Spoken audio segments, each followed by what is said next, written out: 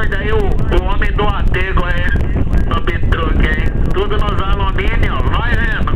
O atego mais qualificado da BR-76, vai vendo. Então, do gordo, boa tarde e um baraço pro senhor, meu jovem. Tudo chique e bacanizado, câmbio. Já fica esse paizinho aí, ó, tudo chique com nós, cargueiro de filé aí, tá bom? Vai fazendo aí não é pra qualquer um não, ah. Você conheceu o legal do G10 lá ou não? Não conheci não. Mas beleza, gordo. É, meu João, chegando do Mato Grosso agora, aí não é pra qualquer um não, câmbio.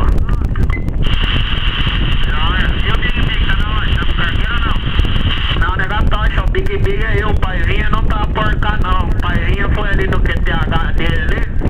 Daqui a pouco ele tá chegando aqui na casa minha aqui, câmbio. Ah, joia. Eu vou ali agora fazer um adesivo pra no cargueiro ali, tá bom? Pra não. O Deus cuida de mim aqui na frente, pra ficar cheio no cargueiro.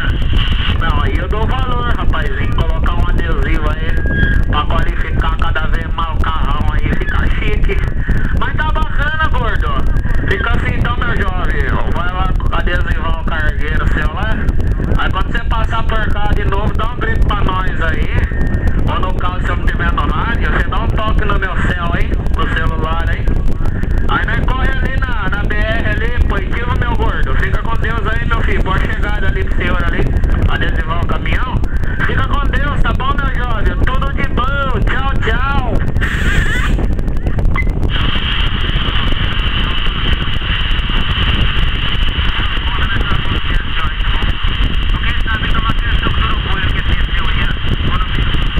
Não, positivo, meu jovem. É só marcar que nós cola aqui, tomar um chá de urubu, vai vendo, ô moída.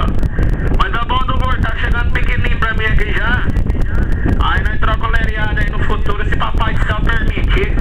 Quem sabe aí no futuro a gente aperta essas munhecas cheias de dedo aí de novo ali no Matsuda. Daqui a pouco eu queria a paizinha descendo ali no G10 ali, qualificar umas fotos pra colocar no vlogão, camba. Ah, joia. Mas tá joia, tá bom, vou descer por aqui, ó.